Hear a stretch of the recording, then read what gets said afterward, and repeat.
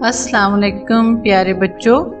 गुज़श्ता podcast में यूनुस जावेद के अफसाना दस्तक का पहला हिस्सा पेश किया गया था, जिसमें आपने सुना कि एक गरीब दरवेश मुसन्निफ से सर्दी से छुटकारा पाने के लिए कोई गर्म कपड़ा मांगता है, मगर मुसन्निफ को कोशिश के बावजूद कोई चीज़ नहीं मिलती। इस वजह से मुसन्निफ और उसकी बीवी में झगड़ा शुरू हो जाता है।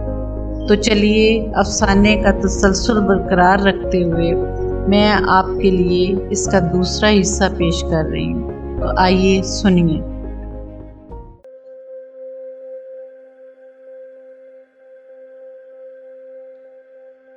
मैंने जल्दी से हीटर ऑन कर दिया।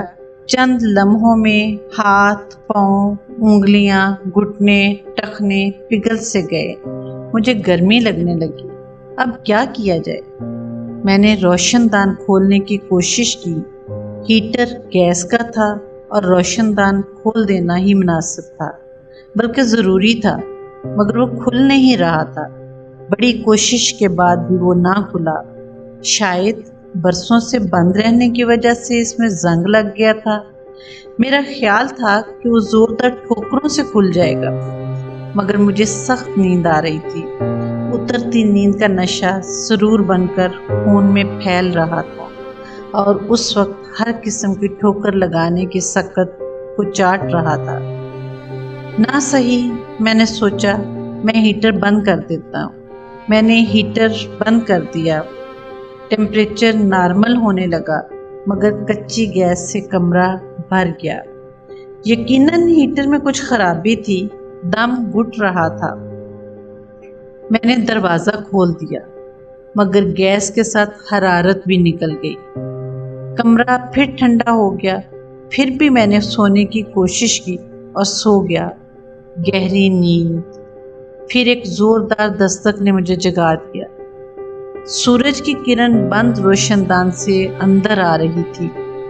दस्तक दोबारा हुई, मगर ये इस तरह की दस्तक ना थी। दबी दबी सी। कोई जोर जोर से दरवाज़ा पीट रहा था। मुझे उलझन होने लगी। कौन है?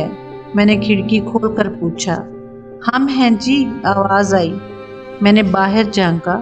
कुछ लोग दरवाजे पर जमा थे। वो पहचाने नहीं जा रहे थे।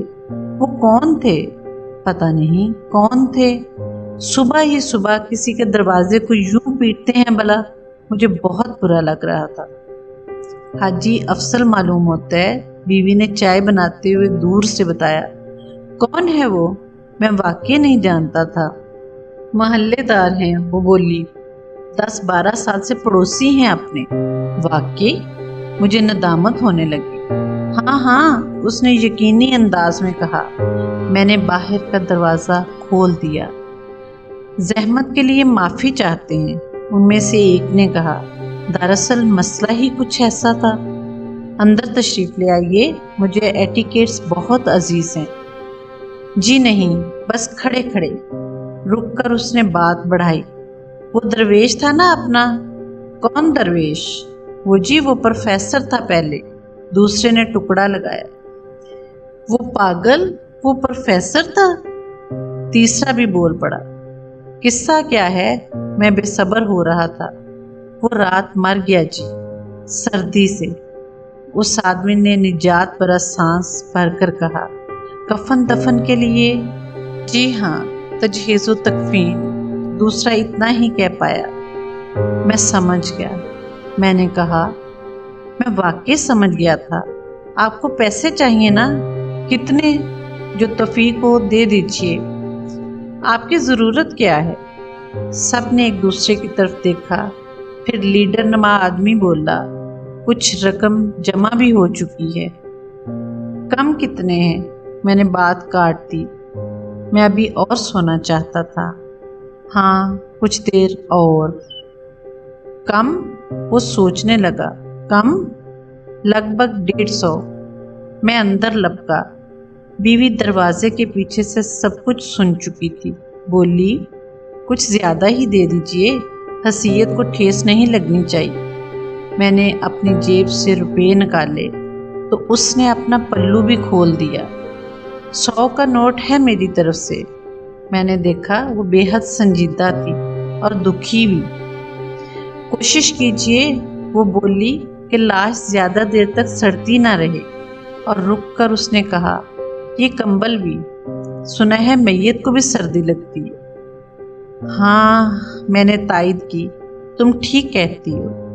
محلے داروں سے میں نے کہا، کوشش کیجئے لاش زیادہ دیر تک سڑتی نہ رہے، ثواب کا کام ہے۔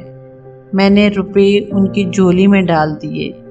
واپس آ کر میں نے سونے کی کوشش کی، مگر نیند اڑ چکی تھی، وہ آدمی ذہن سے نکل ہی نہیں رہا تھا۔ اچھا ہوا مر گیا بیچارہ، بیوی بولی، روز سردی میں ٹھٹھرتا تھا۔ ہاں، میں نے اطمینان کا سانس لے کر جواب دیا، کم از کم دستک تو نہ دے گا نا؟ اور کیا، روز دروازہ پیٹتا تھا۔ یہ بڑبڑاہٹ میری بیوی کی تھی۔ تو بچوں، اس افسانے کے لیے صوفی غلام مصطفیٰ تبسم جو ہیں، ان کا ایک شعر ہے جس میں وہ کہتے ہیں، زندہ لوگوں کے لیے جیب ہے خالی ان کی، مرنے والوں کے لیے دیگ پکا دیتے ہیں۔